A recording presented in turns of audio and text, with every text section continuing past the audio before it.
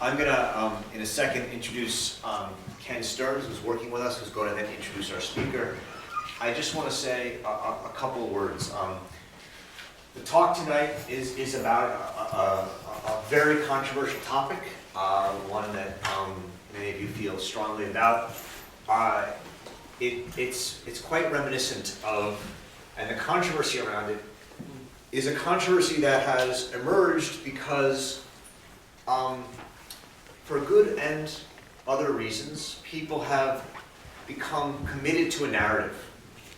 And in committing to a narrative, often you so identify yourself with that narrative and the truth of that narrative that when facts come up that question it, you have to, in a sense, deny the reality of those facts rather than give up that narrative which has structured your lives and gives it meaning. This is actually the argument that Hannah Arendt makes about the essence of totalitarian movements in her book, The Origins of Totalitarianism. And I will say I don't know the facts of the Matthew Shepard case. I have done no research. I'll admit to having not read the book. I apologize. But I've been fascinated with the story and with the work of our speaker, Stephen Jimenez. And it's something that whatever you end up coming out thinking after today, being forced to confront this ability of movements to form and hold on to narratives is deeply important. And so I'm glad that he's here today. But I'm going to now introduce Ken Stearns, who is working with the Hannah Arendt Center on a project that we're developing together called Hate in the Human Condition, exploring hate and how to teach about hate in liberal arts. I'd like to welcome Ken, who's the one who brought Stephen here, and we'll introduce Stephen. Thank you.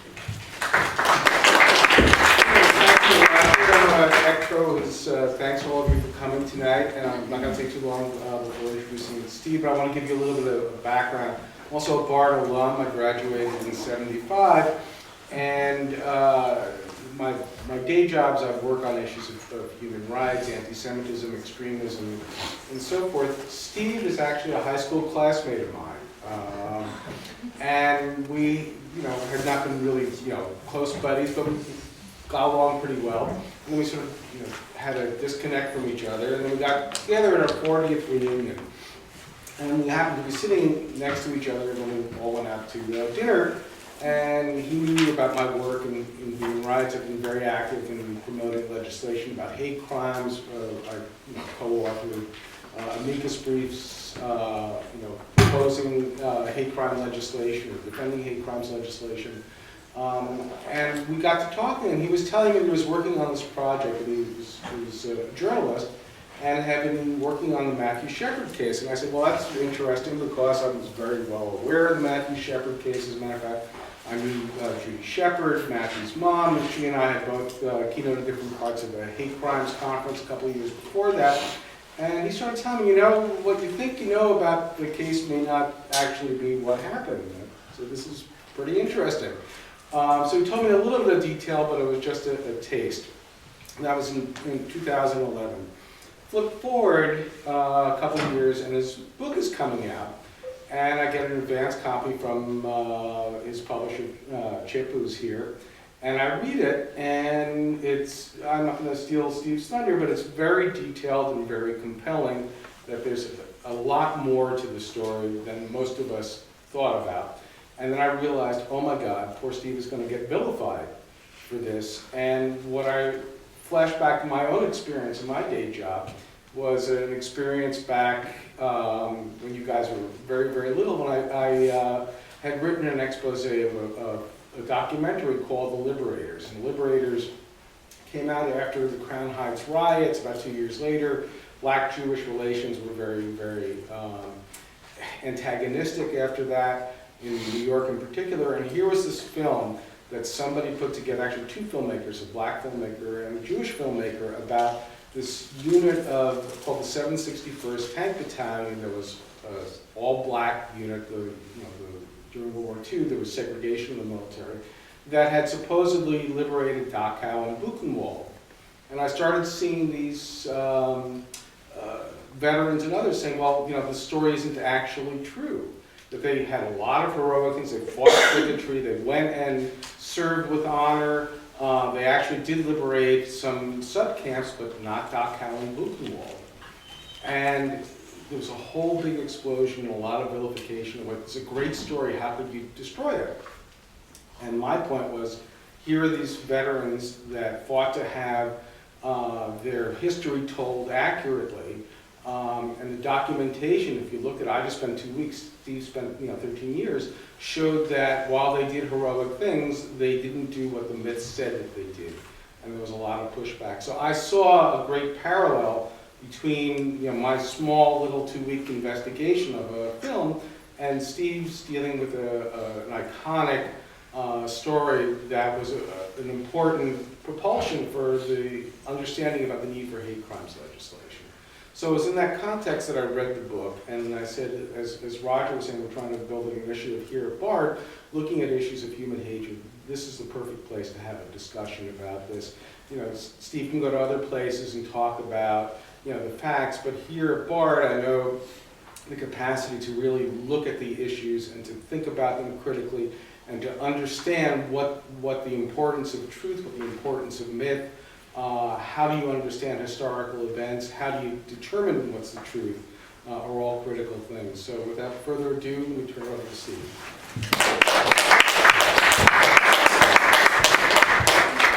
Thanks, Ken. Thank you, Roger. It's really a pleasure to be here tonight. For one thing, I wish I could go back and go to college and start over and be at a place like this, because it looks like a great place to kind of study. Just a beautiful environment. What I'd like to do is just tell you a little bit first about how I came to the story, because I went to Laramie in early 2000 to write one story as a screenplay for a made-for-television movie, and ended up finding, after I was there about 8 months in Laramie, after I'd made several visits, I began to find some other information that suggested there was much more to this story than what had originally been reported. But as a gay man who's been out since the 1970s, when I heard about the attack on Matthew Shepard, like so many people around the country, I was horrified by the grotesque violence of the attack. I was frightened by it. I had spent time in Wyoming several years before Matthew was killed, and I felt that I knew the landscape, and in many ways had kind of fallen in love with the people there. So it had this added dimension of shock. But I didn't decide to go to Laramie immediately after the crime happened. It was a little more than a year later when Aaron McKinney, the principal perpetrator of Matthew's murder, was convicted and sentenced. And I read the statement, or the part of the statement that was printed in the New York Times that Dennis Shepard, Matthew's father, made. And it was a very, very moving statement that drove home to me what the cost of the murder had been for Matthew's family, his parents, his brother, his friends, and the whole community. And it was when I read that I was really moved to go to Laramie. So my first trip was in February of 2000. McKinney had been convicted in November, the prior November. And one thing that was of interest to me is that the court record, everything that was in the court record, that included witness statements, police reports, transcripts, all the key evidence had been under seal for a year by the court. And all witnesses in the case had been under a gag order. People that worked in the courthouse were also under a gag order. Law enforcement, people that worked for the defense attorneys. So when I arrived there, this was going to be part of an educational process for me in terms of educating myself, research for what I thought would be a screenplay, because I thought this was such an important case that it really deserved a full-length treatment.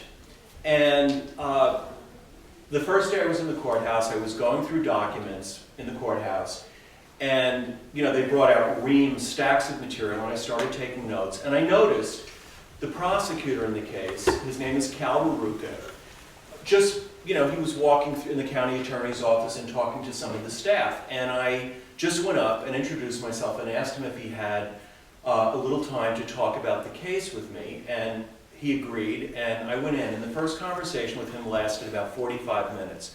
He was very suspicious of my motives initially. He told me that he wouldn't be part of anything that could inflict more pain on Matthew Shepard's family. But we concluded the conversation that day, and he agreed that he would help educate me about the case. So over the next several months, after I returned, I was living back east at the time, I began doing a series of long phone interviews with him. Ultimately, you know, after quite a long period of time, I did something like 150 hours of interviews with the prosecutor. But initially, it began with that first one, and I did return to Laramie over the next several months.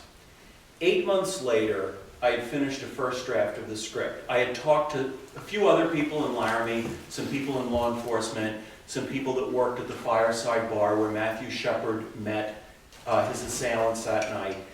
You know, and I kept hearing rumors around town that there was more to the story, people suggesting that maybe, you know, Matthew Shepard and Aaron McKinney and Russell Henderson had known each other, but they were just rumors at that point. But after the 8 months, I went back and I had a first draft of the screenplay, and I asked the prosecutor if he would go through the script and just write down notes if I had misstated things, if there were inaccuracies, if I had gotten anything wrong, because I was going to send a first draft of the script to a producer in Los Angeles I was working with. So on a Saturday in October, we were at the courthouse, and he took a copy of the screenplay, went to his office down the hall. I went to the law library down the hall in the courthouse to wait while he was reading the screenplay. And he had made available a lot of his documents, but there were also folders full of newspaper articles, because obviously this had been covered by the media in Wyoming, but also the national media. And I had accumulated my own file at that point, but I also wanted to see if there was anything maybe I had missed from the local papers, from the Laramie Boomerang or the Casper Star Tribune, or one of the local Wyoming papers. And as I was going through one of the folders, I came upon a handwritten letter. I quickly flipped and saw on the second page of the letter that it was an anonymous letter, but it was written to the prosecutor. And the letter essentially said, I knew from the letter that it had been written either during Aaron McKinney's trial, the previous late October, November, or soon after it, because the letter said Aaron McKinney's gay panic defense that he used in his trial was false. That Aaron McKinney was very comfortable with gay guys, he'd been to gay bars, and it said actually that he really enjoyed, you know, the companionship, being around gay males. He really, you know, that he had been sexually involved with gay males. So, I don't know how familiar you are with the gay panic defense, but essentially the gay panic defense said that Matthew Shepard made a sexual advance on Aaron McKinney, an unwanted sexual advance, and that caused Aaron McKinney to explode in rage. So, in the letter, there was a person that I had read about in Laramie, a kind of notorious individual by the name of Doc O'Connor. Those of you here who have been involved with the Laramie Project know that Doc O'Connor is an important figure in the play. In the HBO version, if you've seen that, he was portrayed by Steve Buscemi. Anyway, in the letter, it mentioned that Doc O'Connor was one of Aaron McKinney's gay friends. And it referred to the fact that Aaron McKinney sometimes exchanged favors, favors of some kind, or got money in exchange for sexual activity. But it was Doc's name that really caught my attention, because I had read about him in a number of articles. He was written about in Newsweek and Time and Vanity Fair. What caught my attention is knowing that Doc O'Connor had also been a friend of Matthew Shepard. And here it was, this letter was mentioning Doc O'Connor in relationship to Aaron McKinney. So obviously, an anonymous letter is not something that you could use as evidence in a court case.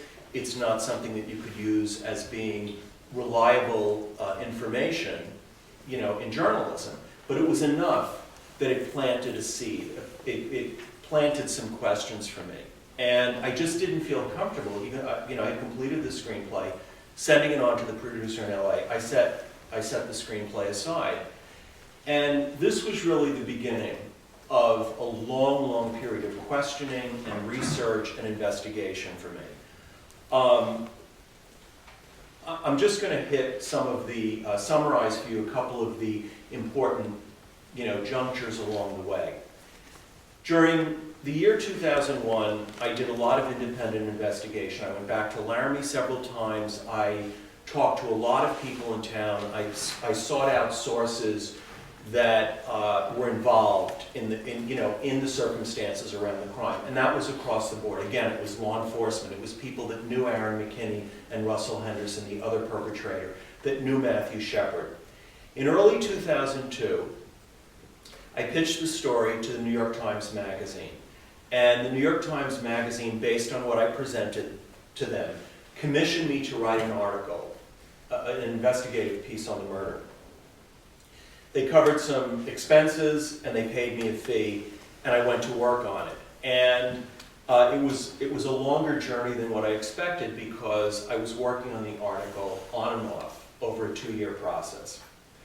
At the end of the 2-year process, the New York Times Magazine killed the story. And the reason given basically is, do we really want to say these negative things and some of the darker things that I had uncovered in the story? At the same time that I was talking to the New York Times Magazine, I was also talking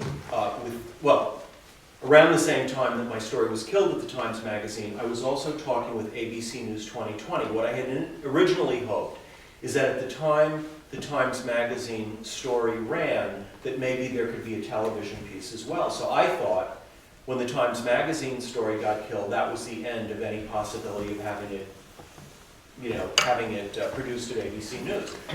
But in fact, the executive producer at 2020, who still works at ABC News, David Sloan, who's also gay, based on the unpublished article and the material I put in front of him, said, no, let's do this, and we'll give it an hour. So over the next 7 months, I worked with a producing colleague by the name of Glenn Silver, who was a staff producer at ABC News. We continued to report the story, went back to Wyoming, traveled to several other states, and began interviewing people, and that story aired in November of 2004.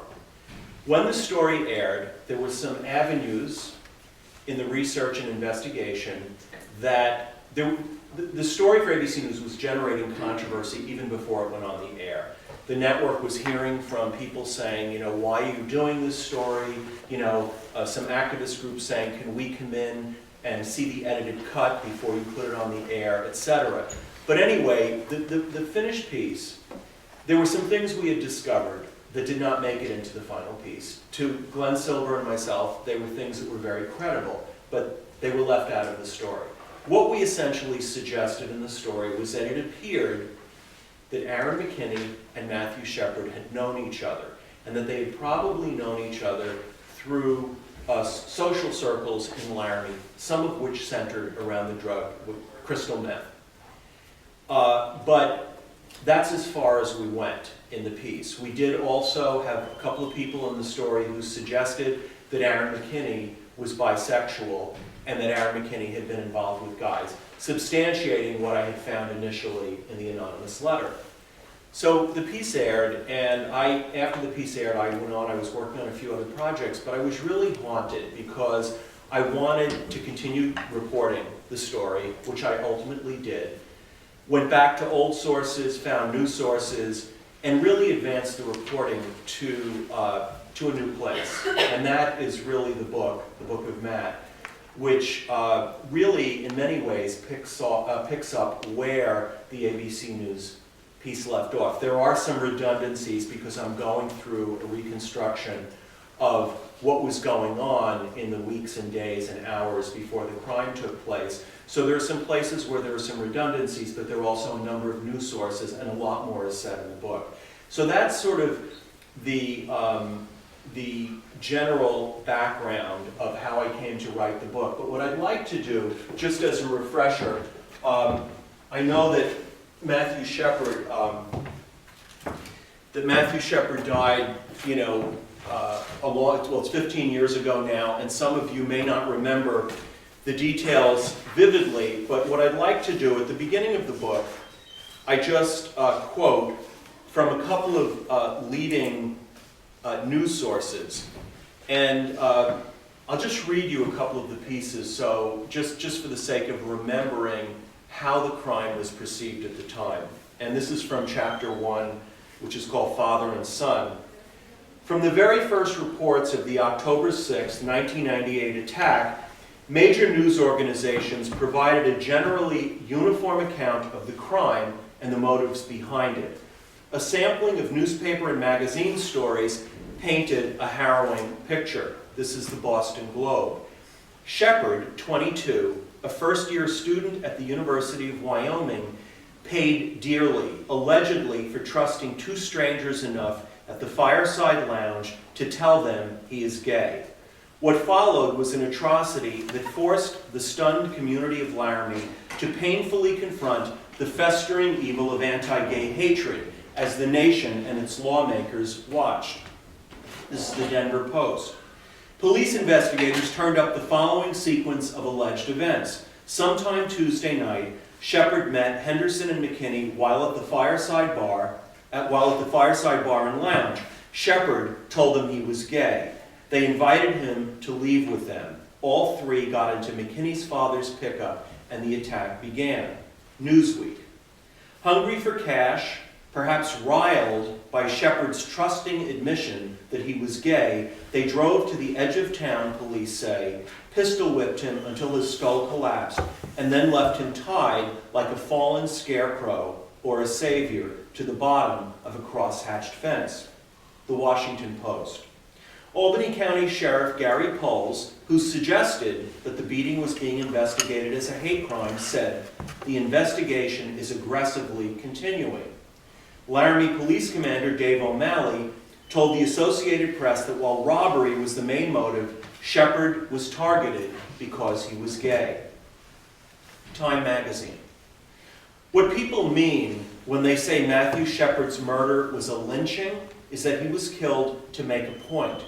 So he was stretched along a Wyoming fence, not just as a dying young man, but as a signpost. When push comes to shove, it says, this is what we have in mind for gays. And finally, the New York Times.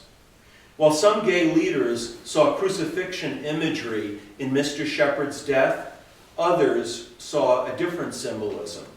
The Old West practice of nailing a dead coyote to a ranch fence as a warning to future intruders.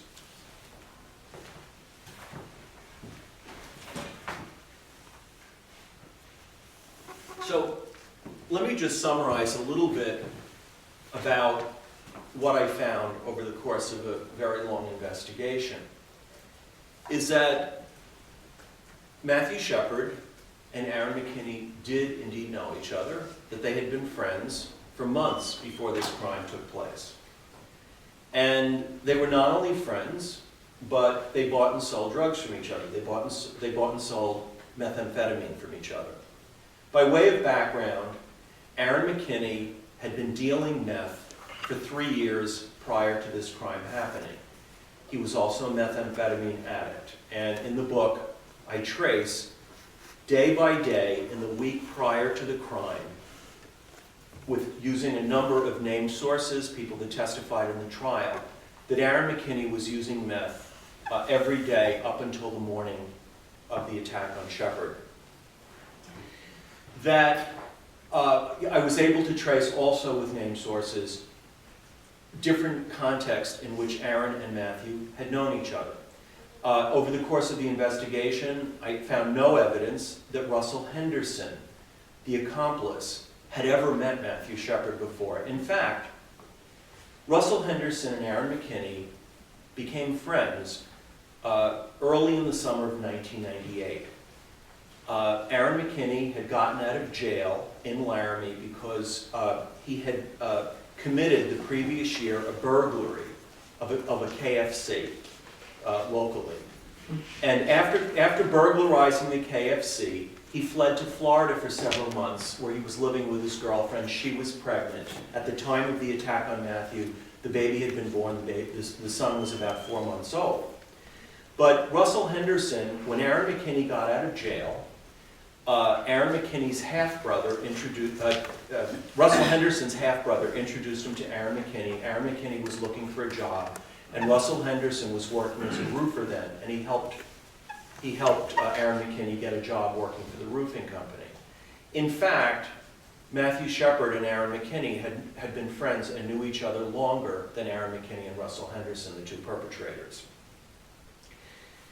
As I began to really look at what the relationship, and this was a lot of it after I did the 2020 piece, really looked at what the relationship involved. One of the new sources that I introduced in the book was a longtime friend of Matthew. He had met Matthew when Matthew was a teenager, and they had a lover relationship for a period of time, but he had never given an interview before, had never spoken. I was trying to get him to talk for the ABC News piece, but he was still very frightened, and there was kind of some pressure being brought to bear on him not to talk. But he did talk for the book, and he spoke at length about what he knew about Aaron McKinney's relationship with Matthew.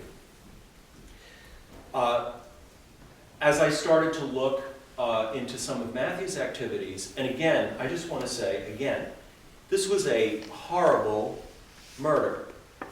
It was, as I said earlier, grotesquely violent, and there's nothing that I can say or explain to you about the circumstances around the crime that take away from that. Nor am I talking about this because I want to take something away from many of the gay rights advances that have happened since this crime took place. But Matthew was someone who he had struggled with various drug issues since he was around 15 years old. And the year, in 1997, while he was living in Denver, he moved again to Laramie in the summer of 1998, he got involved with kind of a rough bunch of people that were involved with selling methamphetamine. They transported it from Denver. Usually what happened is Fort Collins is roughly midway between Denver and Laramie. They would distribute some in Fort Collins and then bring it on to Laramie. And with some of this group of people in Denver, a couple of them had grown up in Laramie, and they still had families there, and they commuted back and forth. Matthew himself spent a good deal of time in Laramie during the year he was living in Denver, before he left Denver and moved to Laramie. But the group of people that Matthew kind of fell in with in Denver, after Matthew was killed, several of them ended up serving prison time for a variety of offenses, including the interstate trafficking of methamphetamine. And in the book, again, I use some of the court documents and information from some of these other cases. So you had Matthew connected to this Denver group, and Aaron McKinney in Laramie, who was connected with a Laramie-based group of drug suppliers, okay? And methamphetamine, just to give you a little background so this doesn't seem like some isolated, freakish thing. By 1998, when this crime happened, Wyoming was already in the throes of a major methamphetamine epidemic. The national media did not really start to report on the meth epidemic that was going on in parts of the Midwest as well as Western states until roughly between 2004 and 2007 is when the national media started to give attention to that story. At the very same time that meth was moving through those parts of the country, largely rural or small town areas, it was also becoming an epidemic in certain urban gay communities. It started initially with San Francisco, Los Angeles, and New York, but it also moved to other areas and spread pretty widely. It was already a problem in Denver in 1997 when this crime happened. In the years right before, the attack on Matthew, and the years that followed, and even continuing on to today. Wyoming has one of the highest per capita meth rates in the country. There have been years since Matthew was killed where up to 70–75% of crimes in the state of Wyoming have directly been attributed to methamphetamine. So this, what I'm saying about what happened in the Shepard murder is not an isolated incident. This had become a very, very serious problem. And what's interesting is that it took a TV series like Breaking Bad, which was on the air for 5 years, for the American public to begin to get a sense, really, unless you read a lot of news, to really get a sense of what methamphetamine is about and what it's doing. And so that's just, a little bit about what I found out. So what the major news organizations were saying when all of this happened, okay, this was, the basic story was two homophobic rednecks walked into a bar and decided to target Matthew because he was gay. In the book, I trace and deconstruct the different versions of that story that developed in the days right after the crime and how it kept getting elaborated on and embellished. For example, Aaron McKinney's girlfriend, her name was Kristen Price. Kristen Price, within a few days of the attack, went on national television, and her version was that Aaron McKinney and Russell Henderson were in the bar, and that Matthew Shepard in the bar made a sexual advance on them, and that they decided to take him out and beat him up to teach him a lesson not to come on to straight people, okay? That story contradicts what the prosecutor would later argue before a jury in McKinney's case, which is that really it was, they walked into the bar, and his theory was, because he looked well-dressed and appeared to be small, they decided to focus on him as a victim and decided to rob him for that reason. By the time of McKinney's trial, a year after the crime, Aaron McKinney now had a different version, and that version was not that Matthew Shepard had come on to them in the bar, but that after Matthew Shepard left the bar and got into a truck with Aaron McKinney and Russell Henderson, they drove through town. And when they got to the far end of town on Grand Avenue, that Matthew Shepard reached over and grabbed Aaron McKinney's leg. And it was that caused him to explode in violence. Aaron McKinney, Russell Henderson, and the girlfriends, Kristen Price and Chastity Pasley, all admitted to me in interviews, long interviews over, many of them recorded over a long period of time, that this was an alibi that they had kind of come up with, beginning with Aaron McKinney arriving home on the night of the crime, and he's bloody, and tells his girlfriend, that a gay guy came on to him in the bar. And that story continued to get embellished. And as the media began to embellish it, then Kristen Price is then picking up on the media, and she's embellishing. For all of them have acknowledged to me. Aaron McKinney has acknowledged that what he was really looking for that night was a stash of 6 ounces of methamphetamine, which had a street value of about $10,000 to $12,000.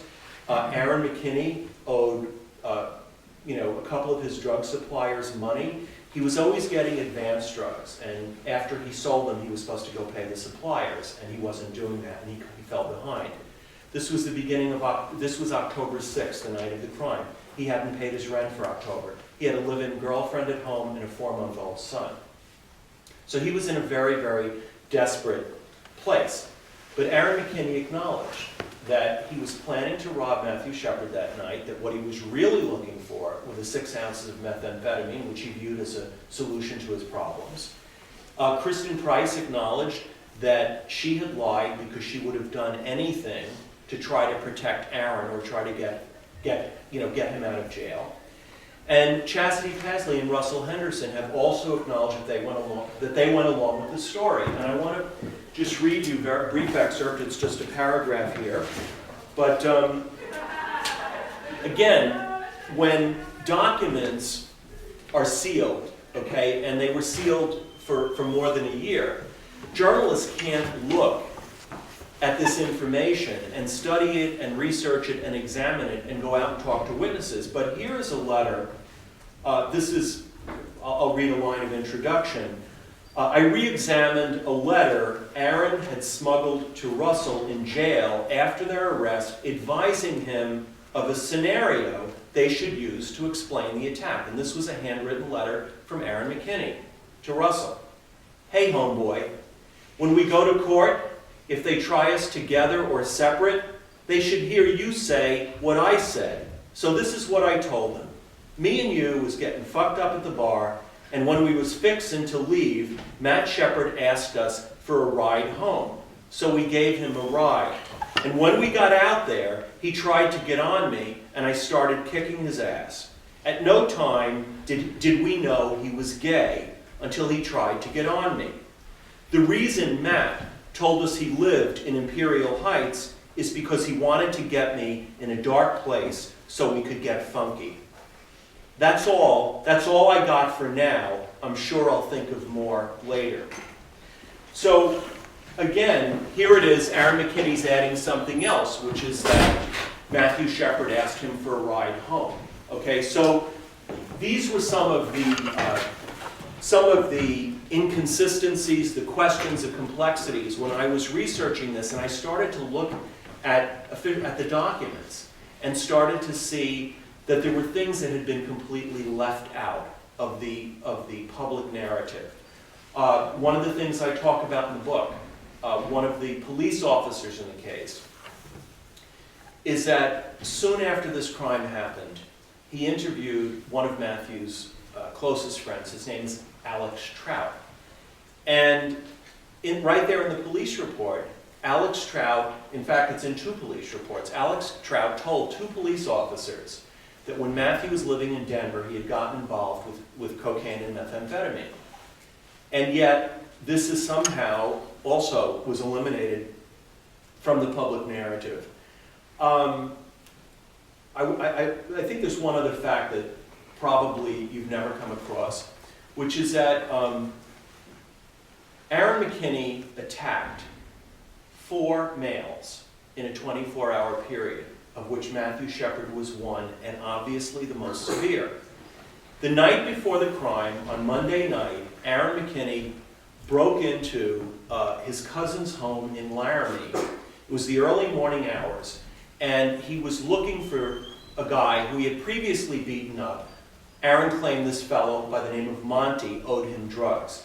And so Aaron McKinney broke in and lunged at this guy, and other people in Laramie had seen Aaron beat this guy up before. He lunged at this guy, and the other people pulled him off Monty. Matthew Shepard, obviously, by far the most severe, and it was a fatal beating. But in the course of beating Matthew Shepard when they were out on the prairie, Russell Henderson, the accomplice, tried to stop Aaron McKinney. And when he tried to stop Aaron McKinney took the murder weapon, the bloody gun, the .357 Magnum, struck Russell Henderson across the face, and Russell Henderson got 9 stitches later that night in a hospital emergency room. This, the person that first told me about this was the prosecutor, Cal Veruca, because in his investigation he had noticed that the wound on Russell Henderson's face, it resembled the same shape as many of the wounds found on Matthew Shepard's body. It had a half-moon shape. After leaving Matthew tied to the fence, literally minutes later, Aaron and Russell left the scene. They drove to a residential area in downtown Laramie, parked the truck, and they got into a fight, a scuffle with these 2 young Hispanic men. And Aaron McKinney once again went to the truck, got the murder weapon, came, and struck one of the Hispanic guys across the head. And the guy had a wound that covered the whole top part of his skull, and he was treated in the emergency room that night. So again, when you talk about this crime as a pure, clear-cut case of anti-gay hate, then one of the lingering questions, obviously, is what about the other 3 males that Aaron McKinney, the other 3 straight males that Aaron McKinney assaulted that night. So that's just a little bit kind of a summary of what, some of the things I uncovered. The work took me doing some undercover work, with meth dealers, both in Wyoming and Colorado. I learned a lot about meth and not just the epidemic of use, but the chemical aspects, what methamphetamine can do with long-term use. In McKinney's case, using it for 3 years, Matt also used meth on a regular basis. But I learned about meth-induced psychosis, the hallucinations, the way in which methamphetamine, prolonged use, affects brain chemistry. So those are some of the general things, and what I'd like to do is sort of open this up to some questions and discussion, and then if we have time, I might read another short passage or two, depending on what your interest is here in the story, and I'm happy to answer any questions. I know that there are a few people here who have been involved with productions of the Laramie Project, which I'm very familiar with, and would be happy to answer any questions.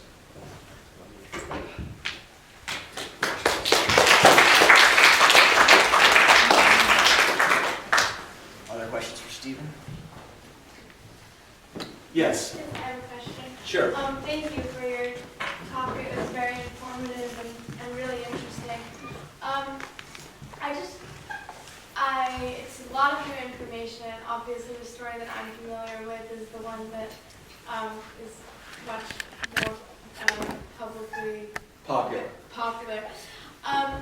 But the idea of this being a hate crime is something that really sticks with me, and I'm just wondering that you said earlier you don't want to say you're not trying to go back on any of the accomplishments that have come for gay rights from this incident, but doesn't a lot of this have to do with the fact that because part of their own defense, Aaron McKinley and Russell Henderson, part of what their defense was saying, well, we attacked him because he was gay.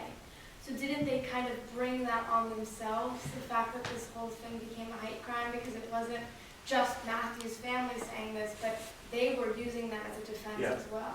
Okay, well, first of all, let me distinguish between Aaron McKinney and Russell Henderson.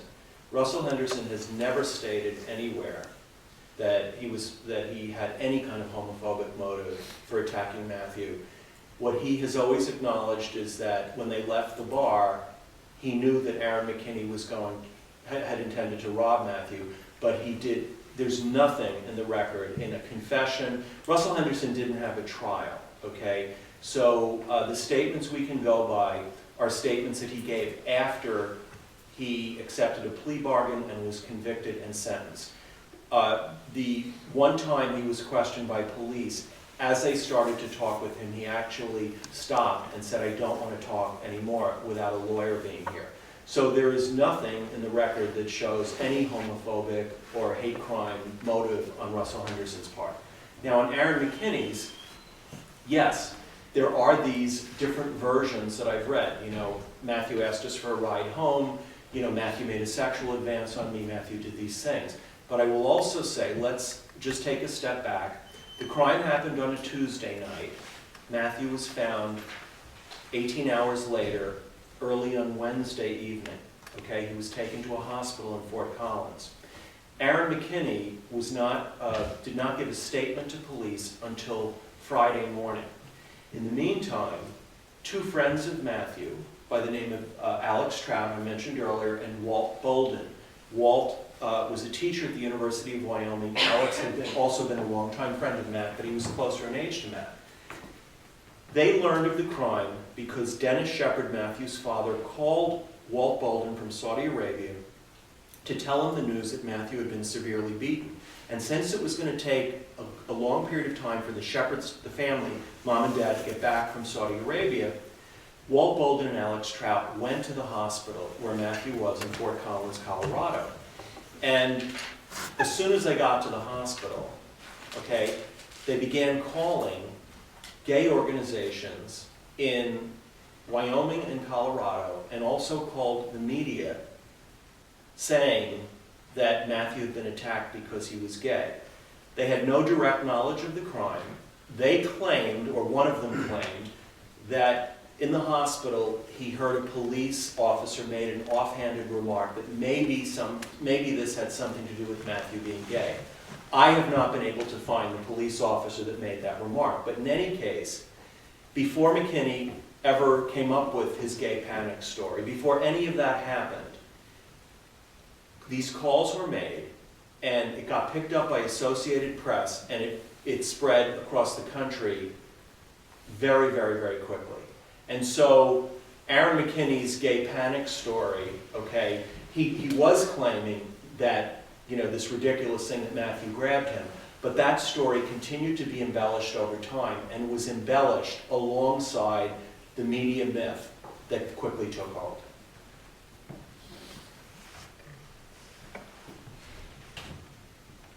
Yes?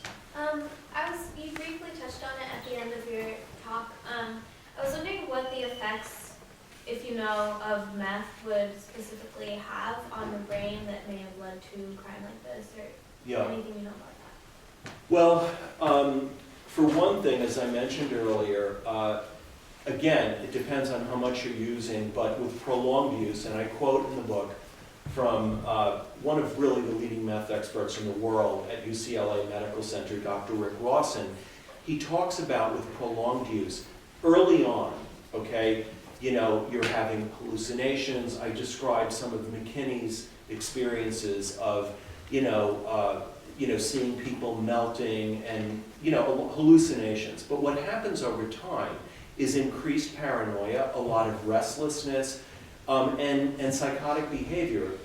Some of, crimes involving meth are some of the most horrifically violent crimes in the sense that people will do things that under ordinary circumstances they would never do. Also, you have cases of, for example, a mother or a father having a young child, and they're really involved with meth, they're addicted to meth, or they're selling meth, and they'll leave a kid alone in a house for days without caring for them, feeding them.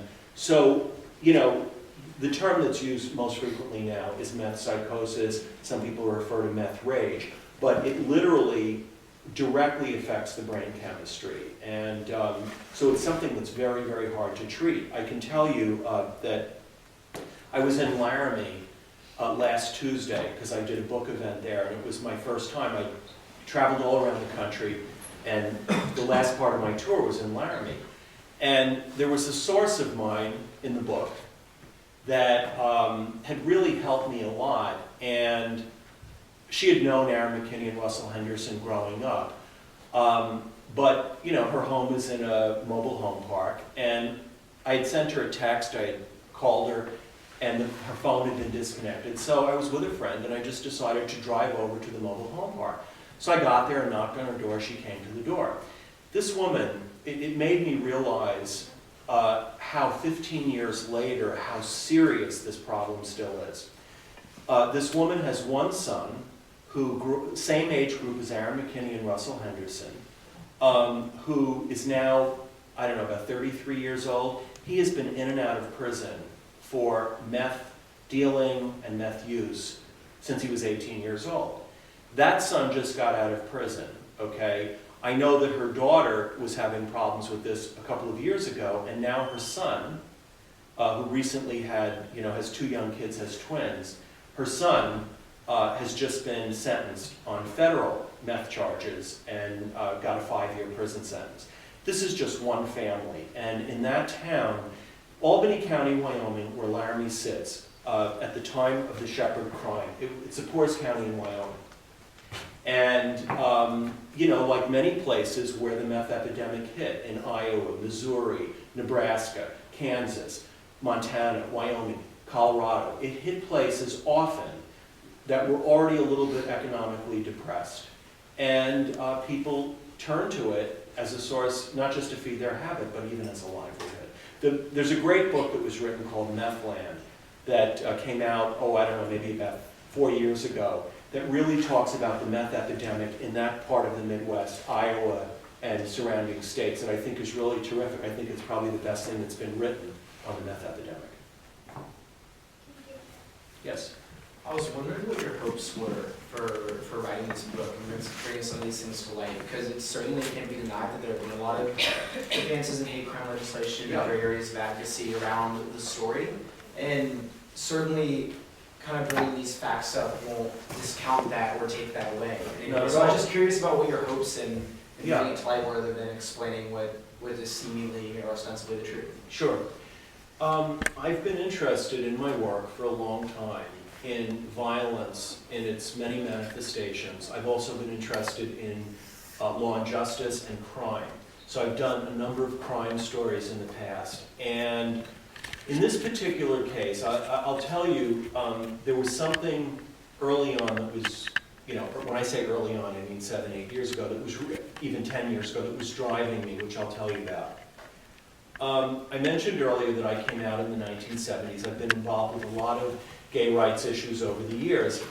And in the mid-1980s, when the AIDS epidemic first hit, and of course it's so different than now because, HIV and AIDS right now it's very treatable, okay? But at that time, it was pretty much like getting a death sentence. You would be sick for a matter of months. And in the mid to late 1980s, I probably lost 75% of my gay male friends in New York City.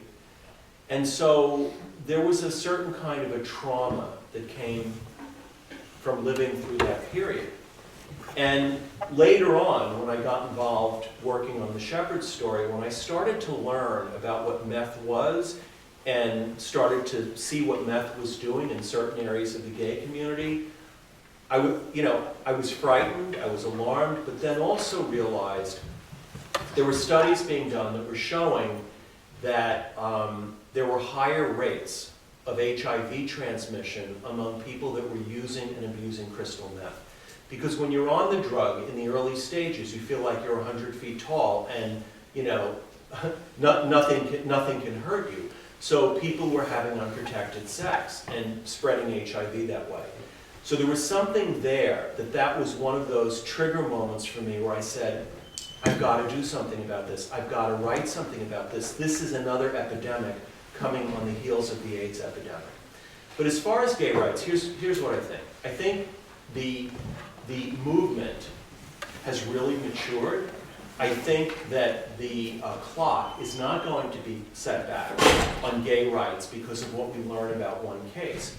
And I think, and I would say this about other cases and other stories beyond the Matthew Shepard tragedy.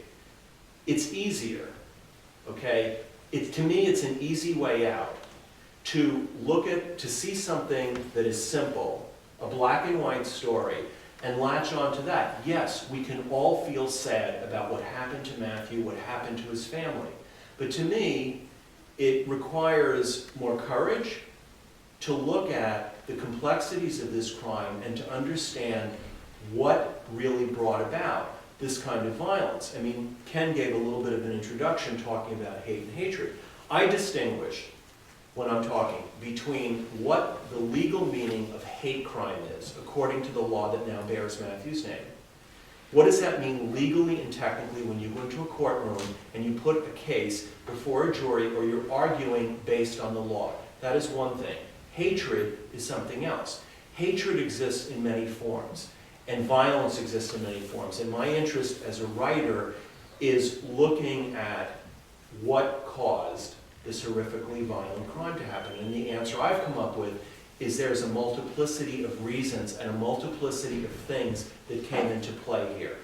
And that, to me, it behooves us to understand those complexities and to understand what was really driving the events around Matthew's murder, if we're serious about trying to stop events from this like this from happening. In the back, yeah. I was just wondering if you could talk about the reception of the 60 Minutes television program and kind of about just how the national public has reacted to this really being an issue of a drug issue and around crystal meth, and how that has been like receptive and just kind of shift the focus to like this issue that is a big issue that hasn't traditionally been addressed in the context of this case? Yeah. Well, first of all, as I mentioned earlier, when I was doing the ABC News story, there was a lot of concern before the piece aired about what the content of it would be because of the nature of the questioning we were doing, etc. Once the piece aired, after the piece aired, there were some responses from activists, saying basically, how can you question that this was an anti-gay hate crime, this is outrageous. But in truth, journalists, my colleagues in the national media, there was no serious questioning of the findings of the ABC News 2020 piece. When I say activists, I believe at the time it was GLAAD, the Human Rights Campaign, that essentially was saying somehow they were trying to discredit what the reporting was. The 2020 piece went on to win major journalism awards, one from the Northwestern University School of Journalism, a Writers Guild of America award, and others. So that reporting was never discredited, despite rumors flying around on the internet that it was. The book has been interesting because, again, there was a parallel phenomenon, which is that before the book was published, there were some people that were reacting to the idea of the book. And in the first few weeks after publication, it was really clear that there were people writing things on the internet, reacting to the idea of the book, and not having read the book itself. As time has passed, over the last, over 4 months, what we've noticed is that it was almost as if people were afraid to step out. At the beginning when the book came out, there were 3 very well-respected gay journalists who came out and spoke positively about the book.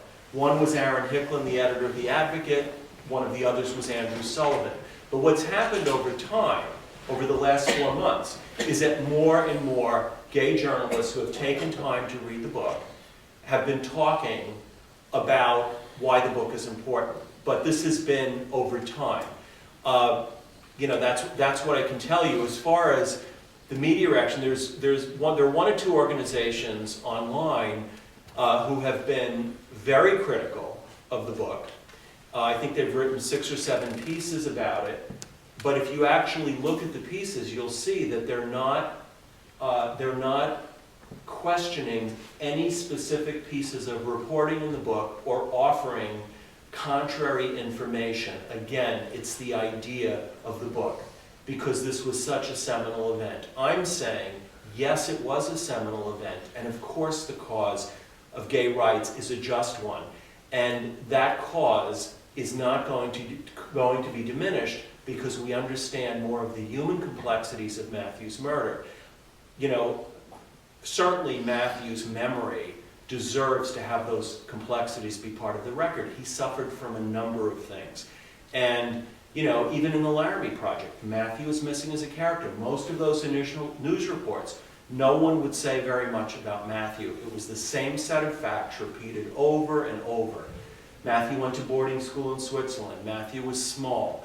Matthew was interested in international human rights. It was the same set of facts, but who he was as a person, it was conspicuously absent from the public narrative.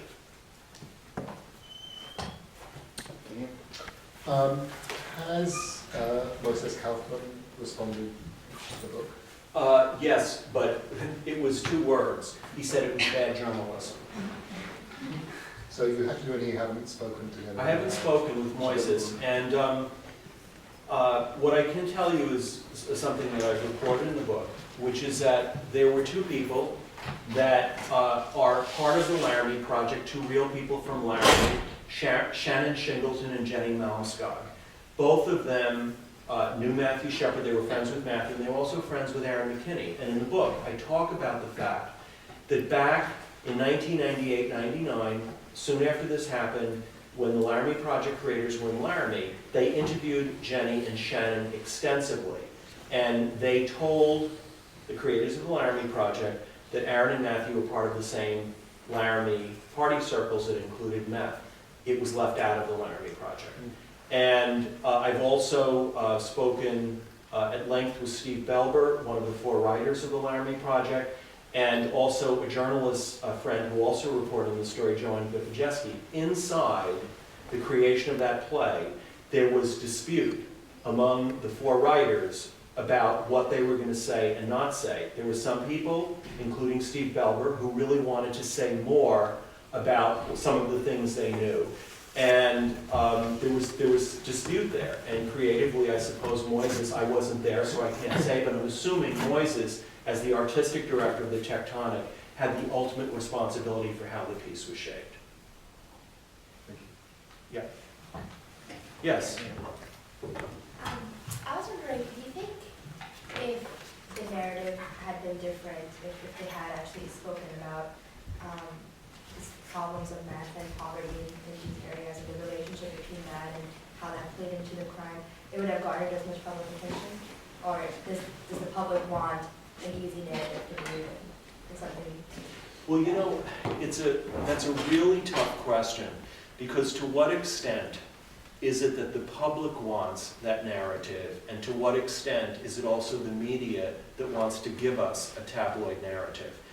And as I read to you, I have to say that there's even bigotry there in the portrait of what the Wyoming landscape is. I mean, the fence where this happened was portrayed in many articles as being this remote ranch fence, out there in the middle of nowhere. It wasn't even it was a log fence that was actually decorative, that was close to a new suburban development going out on the edges of Laramie where they were putting up new houses. But it was made to seem like this bleak ranch fence where there was real cattle, and it wasn't that at all. And in Time Magazine's coverage, in one paragraph, I found 6 factual errors in one paragraph, okay? McKinney and Henderson were described as tall, muscular men. Matthew was described as being crucified to the fence, hanging on the fence like this. That never happened. His mother has been on the record about this for a very long time. That didn't prevent Vanity Fair from publishing a story called The Crucifixion of Matthew Shepard, and many others. I remember seeing an illustration in the Philadelphia Inquirer that showed a man hanging on a fence like a scarecrow. So there were many, many embellishments. So do I think the public has an appetite for simplistic things? Sometimes, yes. But I think the media also has an appetite for writing stories that way, and when they don't have facts, filling them out in dramatic ways. And that's certainly, in part, what happened here. Going back to the initial introduction of a changing narrative, and this is clearly a poignant case of a changing narrative. You go with one set of ideas and you develop over many years a change. Does it require cross-validation?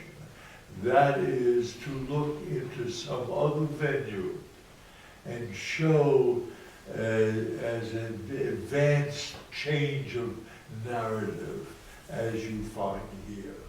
Do you know of other instances, of other... Are you saying specifically with regarding crime, or could it be any other type of... Okay, well, I'll just give, this is one example that has stayed with me.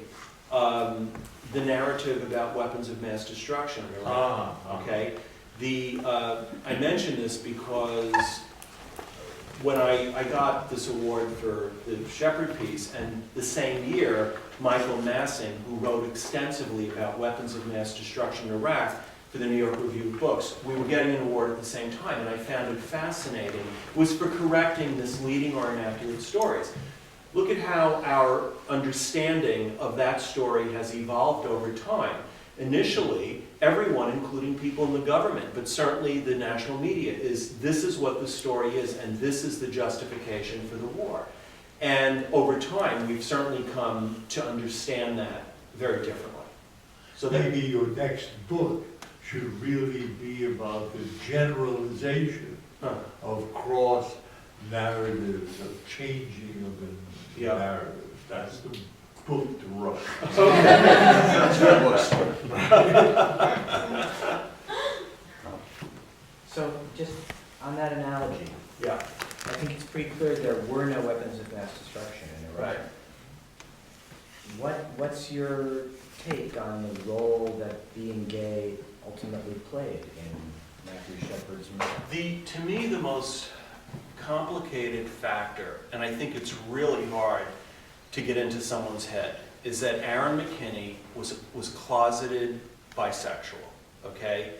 And he was closeted to his girlfriend, he was closeted to his family, and he was closeted to most of his friends. But he did engage in gay activity, not just in Denver, but also in Laramie. And I have, in the book I talk about several instances where he had been witnessed by law enforcement, people that were, Aaron McKinney had had bisexual gay sex in the company of other people, okay? It was not that this was something that he was really hiding.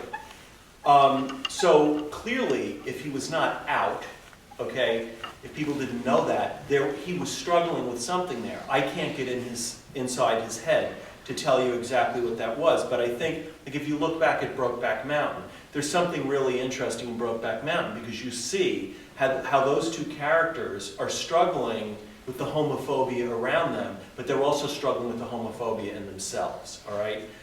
As far as the motives for the crime that night, okay, that aspect in terms of Aaron McKinney's explosion in violence, there's nothing I have found, including this story about Matthew grabbing him, that has any validity. I mean, Aaron McKinney, and this is, a couple of the law enforcement people, the key people, prosecutor and one of the homicide detectives who took McKinney's confession, saying this was about drugs and money. Aaron McKinney was after drugs and money. This was not because he did not track Matthew Shepard from bar to bar that night and pick him up and take him in the car because he wanted to kill a gay guy, okay? He took him out because he was trying to get drugs and money. So, I could speculate about some of those unresolved issues that McKinney had, but that's all it would be, is speculation, because I have nothing that gives me, McKinney has lied about knowing Matthew Shepard, but there are enough people that have placed him in enough situations together, including a lover of Matthew. But if you notice in the passage I read, when McKinney writes the jailhouse letter to Russell Henderson, he calls him Matt Shepard. No one knew him. Only his friends and family called him Matt. To the rest of the world, he was Matthew Shepard. Why is Aaron McKinney calling him Matt Shepard? I'm not trying to avoid the question, but it's a complicated question of psychology, and that's certainly not the basis of the the trial here, which was felony murder. But what you are raising gets into some of the areas around hate crime and trying to get inside what is going on in someone's head, what their motive is. And it's a very difficult question, especially when you have something like methamphetamine, where the experts will tell you, you cannot logically conclude what was going on in someone's mind when they're on this drug, because their behavior is completely, crazy. Earlier you used this phrase, multiplicity of factors. Yeah. So you want to leave the door open for hate crime motivation, but you don't have evidence for it? Or what I would say is this: I think, again, hate crime, which now has a legal meaning, I'd rather say, I know there are certain criteria, but again, it's based on the arguments that lawyers present in court. There's a judge, there's a jury for them to decide, does something qualify as a hate crime? But in a casual meaning, let's not be layers. Well, I would say that could hatred have been a factor here? How could you commit a crime like this where hatred in emotion is not present, but hatred in emotion is present in many different crimes? That's different than hate crime. So I would also say, when I mentioned a multiplicity of factors, there were some class issues here. Okay, here's Matthew. He did go to boarding school in Switzerland. The Friday night before this happened, he spent $1,100 in cash going out in a limousine that night in Laramie, Wyoming, as a college student, a stretch limousine, to go down to a disco in Fort Collins. He took a whole bunch of friends out and bought them breakfast at Denny's. Matthew spent a lot of money, okay? Aaron McKinney was working as a roofer and was living hand to mouth. Do I think the class issue played in? Absolutely. He knew that Matthew could afford to do a lot of things that he couldn't do. Aaron McKinney had money and he blew through it very quickly. He sort of, the people that he looked up to were kind of the really flashy rap stars. Really thick gold chains. He had a big thick gold chain that said Dopey. He had a vanity license plate that said Dopey. He got an insurance settlement because his mother died of a botched hysterectomy. He had $100,000. He blew through it so quickly. Drugs, limousine rides, giving friends money, buying them presents, buying himself jewelry. And, he had that's kind of what his ideal was, like the gangster. I know you've been trying to ask a question. Oh, I'm sorry. That's okay. I was just wondering if this sparked any interest for you in the meth epidemic, and if so, if you could speak a little bit about what you think is being done right now and what the hopes of it are. Well, there's been actually a lot of progress that has been made, and the progress really started, as I said earlier, roughly between 2004 and 2007 is when the national media started reporting on it, and it led to education campaigns. What you found, even with the prosecutor in my book, who initially was very tough, law and order, give these guys the biggest sentence, he started to shift more toward a treatment approach. And as soon as the education campaign started, it was really interesting because much like the epidemic itself, I remember driving into Laramie when the first big billboards started to appear outside town, okay, with before and after. You'd see the picture of the person, looking before they ever touched meth, and then after, really looking bad. And around the same time, that's when the first posters started to show up in Chelsea in New York and the Castro in San Francisco, is talk about the crystal meth epidemic.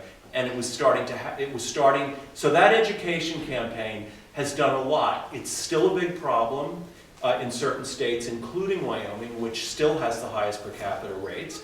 But I'm sure some of you have read, I think there was an article either today or yesterday in the New York Times about a small town. There is a new heroin epidemic, which in some places has a direct relationship to the meth epidemic, because what happened is people that had been up for long periods of time on meth, where it was keeping them really wired, they couldn't sleep, all the restlessness, began to turn to heroin to start to bring them down, and we're now looking at a new heroin epidemic too. I'm going to ask the last question because we're running out of time. Sure. You talk to a lot of people who probably didn't want to talk to you, didn't want to change their story. And I imagine at some point you didn't want to change your story, although I'm not sure it'd be nice to hear how hard or easy it was for you to come to this shift in your views. But one of the things that is clear is that for a lot of people it took a lot of courage to speak up and to go on record. And for a lot of people you talk to didn't. They stuck to their story, and you suspect that some of them know that they're sticking to stories that they think are not fully true. Yeah. And so I'm wondering, and this is totally outside of what you've talked about, Okay. but to what extent can you come up with some characteristics of the difference between the people who let truth, in a sense, had the courage to sort of say, we were all wrong, or we were living in a lie, and versus the people who are insisting that we keep the lie, or we keep the myth, because the myth is more important than reality. Have you been able to, and I don't know if maybe this is not something you've reflected upon, but if it is there some shift or some difference or some characteristics that you're finding? Actually, I can't make any big conclusions, but I can just share a few observations that I've had. In the case of a couple of the law enforcement officers who have been really clinging to this story about, what I call the hate crime narrative, is that there are two cops in Laramie. One is the sheriff now and one is the undersheriff. And they've acknowledged publicly that up until the Shepard murder, they used to tell anti-gay jokes and make homophobic slurs and everything. So to me, and they've told the story of their personal transformation, how this case led to an awakening in them. I know that in the case of one of those cops, that he actually really tried to persuade the prosecutor not to tell the truth to ABC News, and his argument was because of the good that has been done in Matthew Shepard's name, okay? Now, you know, I'm glad that he had that personal awakening, but I'm not going to sit back and have a cop who used to tell anti-gay jokes lecture to me as a gay man about what is good for the gay community. So, you know, there are cops then, but there have been some public servants, law enforcement officers, the prosecutor, who have been remarkably courageous, because in the original case, the prosecutor worked to keep mention of methamphetamine out of the case because he believed the defense was going to use that. And he is very clear on the record. You know, he talks very clearly about the role of methamphetamine in this case. You know, someone of great integrity. In my being in Laramie last week, what I noticed was that a lot of the people that live in the town who came out were like, you know, thank God someone after 15 years is telling the truth. We've known this all this time, right? Whereas I find in the academic community, there's a little bit more, because the academic community has, in many ways, embraced the narrative. You know, I understand it. I mean, as someone whose political sentiments have typically been on the left, that I know what this moment was as a seminal moment, but they want to hold on to that moment because this is what we got behind. And let me just give you a couple of quick examples of people that I admire. You mentioned Moises, but Tony Kushner. When this crime happened, you know, I think it was a week or two after the crime happened, Tony had a piece in The Nation where he vilified the religious right conservatives and blamed them for Matthew Shepard's murder and said, you have blood on your hands and you're the you know, you folks did this. And I'm sorry, you know, with all due respect to Tony, Trent Lott, and Pat Robertson, as much as their ideas are despicable to me, they had nothing to do with Matthew Shepard's murder. So, you know, academically, certainly, I've noticed that fellow journalists have been much more responsive to the story, but critics, the New York Times Book Review, the Washington Post, and others have completely ignored the book like it wasn't written. On the other hand, Kirkus Reviews, Publishers Weekly, Library Journal, People Magazine, there have been very, very strongly positive reviews. But the New York Times, I don't think, really wants to have their, you know, have an independent journalist correct them for their inaccurate reporting. Roger, could I extend your point just? I would never say no to you. Roger, I think asked whether you can identify changes in the world in which you are interacting, the police, et cetera, et cetera. Can you identify the initial inclination that you as an individual might have had to begin to change? Yes, and that happened several times. Initially, when I first saw this anonymous letter, I thought, oh my God, what is this? I just spent 8 months working on a screenplay, and I thought, you know, it's like I wish that I hadn't seen the letter. So there were places along the way where I really thought I was going to put the story aside and not continue with it, because initially, when I started to mention it to a number of friends, and particularly gay friends, they would be, how can you do this? How can you do this? This is going to hurt the cause of gay rights. It's going to. So there were steps along the way where I had to make a decision. Am I going to go forward with this story or not? And you know, obviously, I decided to go ahead with it, but there were moments where I really wrestled with it. But could you characterize the inclination? The inclination to do it? Yeah. The inclination to do it was that, and there's a story early on in the book. The inclination to do it was, he could have been me. Okay? Meaning, I had placed myself in a situation in Wyoming years earlier where something dangerous could have happened to me. And Initially, what pulled me into the story was the idea that a horrific crime like this could have happened to me. Are you going to follow one thing? Before they turn the lights off. How are you doing, Stephen? I'm fine, I'm fine. I'm driving him home, so. For the benefit of everyone. Right. Just in terms of the follow-up of Stuart's question, I understand, as I understand you very well, understand as a gay person, why you would get interested in the story from your perspective, but sometimes when I've heard you talk about it, and the promotion for the book, you mention your gayness as a factor. Right. And I wonder how you deal with the contradiction that, for me, the compelling part of this is that the journalism stands for something. It doesn't matter if you're gay or not in terms of whether you can do the story.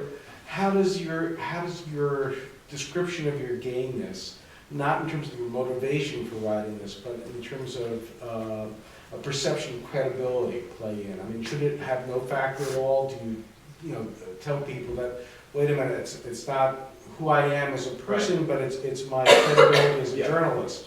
How do you deal with this? Well, Ken, one of the things I really wrestled with is, do I do this in a more third-person, straight, objective style, or do I write it in a first-person point of view? Mm-hmm. And one reason, since I had already done the ABC NewsHour, and that was done in that style, which is the corporate style of ABC, I felt that I wanted to really, take the reader through the journey that I went on and how gradually I put the pieces together. But I'll be honest with you, I think it was important to write it as a gay man, because I actually believe that had I not, if I was someone else, then the charges of homophobia and all that would have been worse. It wasn't so much calculated. I just had to say, how does this story feel inside me? And the way this story felt was, this is important to me as a gay man. Yes, there really is anti-gay hate and there is violence against gay people, but this is the fullness of a human tragedy that transcends whether you're straight or gay or bisexual, transgendered, whatever. It's human. Yes? Okay. You know what, it's interesting because even if everything you've said is true, it doesn't so much disprove or turn into a lie, this other narrative. It complicates it.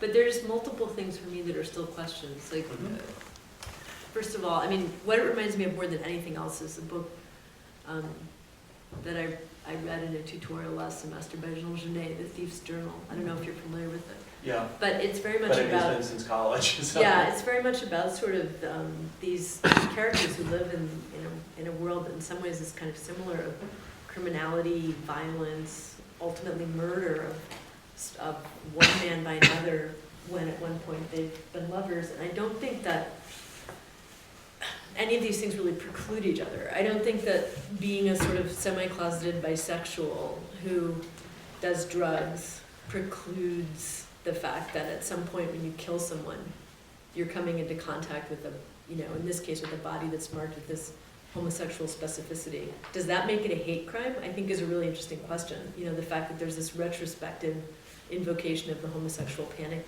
defense. The note you read, that didn't say to me, oh, this doesn't have anything to do with being gay.